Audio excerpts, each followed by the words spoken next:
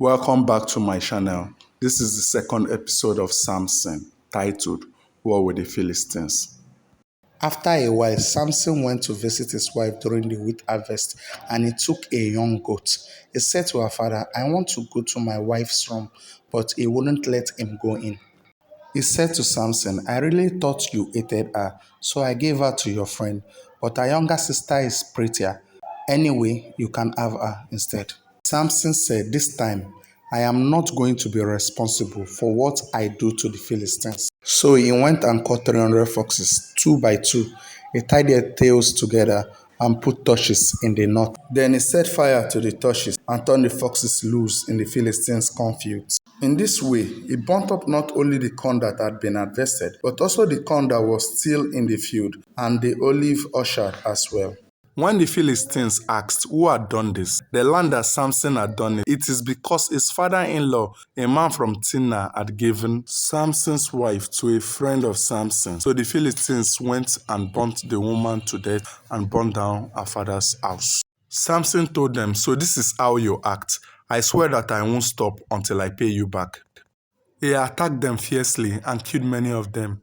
Then he went and stayed in the cliff of Etam. The Philistines came and made camp in Judah and attacked the town of Lehi. The men of Judah asked them, "Why are you attacking us?" They answered, "We came to take Samson prisoner and to treat him as he treated us." So 3,000 men of Judah went to the cave in the cliff of Etam and said to Samson, "Don't you know that the Philistines are our rulers? What have you done to us?" He answered, "I did to them just what they did to me. We have come to tie you up so that we can hand you over to them." Samson said, "Give me your word that you will not kill me yourself." "All right," they said, "we are only going to tie you up and hand you over to them. We won't kill you." So they tied him up with two new ropes and brought him back from the cliff.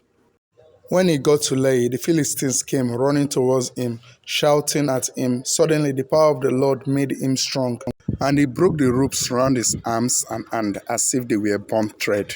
Then he found the jawbone of a donkey that had recently died. He bent down and picked it up and killed 1,000 men with it. So Samson sang, "With the jawbone of a donkey I killed 1,000 men. With the jawbone of a donkey I piled them up in piles." After that, he threw the jawbone away. The place where this happened was named Ramat Lehi. Then Samson became very thirsty, so he called to the Lord and said, "You gave me this great victory. Am I now going to die of thirst and be captured by these Eden Philistines?" Then God opened a hollow place in the ground there at Lehi, and water came out of it. Samson drank it and began to feel much better. So the spring was called Achor. It is still there at Lehi. Samson led Israel for 20 years while the Philistines ruled the land. Samson and Delilah, the death of Samson. One day, Samson went to the Philistine city of Gaza, where he met a prostitute and went to bed with her. The people of Gaza found out that Samson was there, so they surrounded the place and waited for him all night long at the city gate. They were quiet all night, thinking to themselves, "We will wait until daybreak and then we will kill him." But Samson stayed in bed until midnight, and he got up and took hold of the city gate and put it up, the doors, the posts, the lock, and all. He put them on his shoulder and carried them all the way to the top of the hill overlooking Hebron. After this, Samson fell in love with a woman named Delilah who lived in the valley of Sorek. The 5 Philistine kings went to her and said, "Trick Samson into telling you why he is so strong. And now we can overcome him, tie him up, and make him helpless. Each one of us will give you 1,100 pieces of silver." So Delilah said to Samson, "Please tell me what makes you so strong. If someone wanted to tie you up and make you helpless, how could he do it?" Samson answered, "If they tie me up with 7 new bowstrings that are not dried out, I will be as weak as anybody else." So the Philistines' king brought Delilah 7 new bowstrings that were not dried out, and she tied Samson up.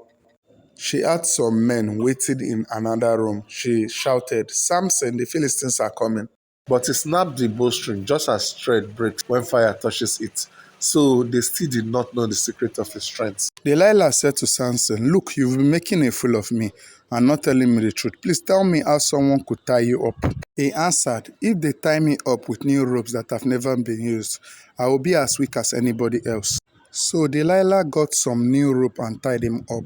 Then she shouted, "Samson, the Philistines are coming." The men were waiting in another room, but he snapped the ropes off his arm like thread. Delilah said to Samson, "You're still making a fool of me and not telling me the truth. Tell me how someone could tie you up." He answered, "If you weave my 7 locks of hair into a loom and make it tight with a peg, I will be as weak as anybody else." Delilah then lured him to sleep, took his 7 locks of hair and wove them into the loom. She made it tight with a peg and shouted, "Samson, the Philistines are coming," but he woke up and pulled his hair from the loom. So she said to him, "How can you say you love me when you don't mean it? You've made a fool of me 3 times and you still haven't told me what makes you so strong." She kept on asking him day after day. He got so sick and tired of her nagging him about it that he finally told her the truth. "My hair has never been cut," he said. "I have been dedicated to God as a Nazarite from the time I was born. If my hair were cut, I would lose my strength and be as weak as anybody else." When Delilah realized that he had told her the truth, he sent a message to the Philistines king and said, "Come back just once more. He has told me the truth." Then they came and brought the money with them. Delilah lured Samson to sleep in her laps and called a man who cut off Samson's 7 locks of hair. Then she began to torment him, for he had lost his strength. Then she shouted, "Samson, the Philistines are coming." He woke up and thought he will get loose and go free as always. He did not know the Lord had left him. The Philistines captured him and put his eyes out. They took him to Gaza, chained him with bronze chains, and put him to work, grinding at the mill in the prison. But his hair started growing again. The Philistines' king met together to celebrate and offer a great sacrifice to their god Dagon. They sang, "Our God has given us victory over our enemy Samson." They were enjoying themselves, so they said, "Call Samson, let's make him entertain us." When they brought Samson out of the prison, they made him entertain them and made him stand between the pillars. When the people saw him, they sang praise to their God. "Our God has given us victory over our enemy who devastated our land and killed so many of us." Samson said to the boy who was leading him by the hand, "Let me touch the pillars that hold up the building. I want to lean on them."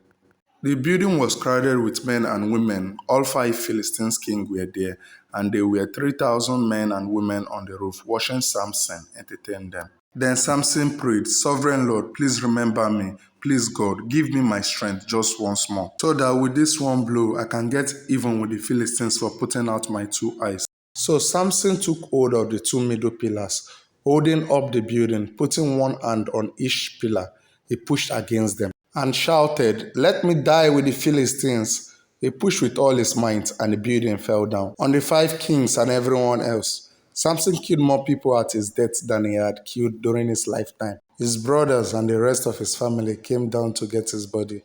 They took him back and buried him. Between Zorah and Eshtaol, in the tomb of his father Manoah, he had been Israel's leader for 20 years. The end.